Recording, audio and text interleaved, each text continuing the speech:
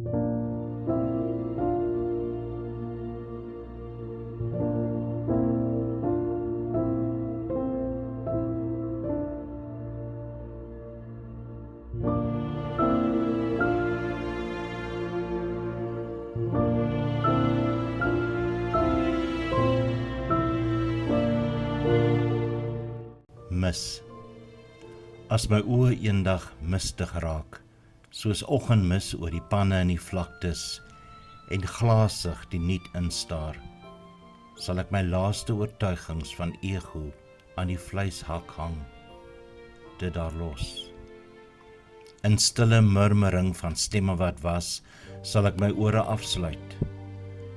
My asem 'n swerm swaalkies word op pad na die ewige somerson. Ek was gedra op die vleuels. Ek was die veld se kind. Ek was. Ja, ek was.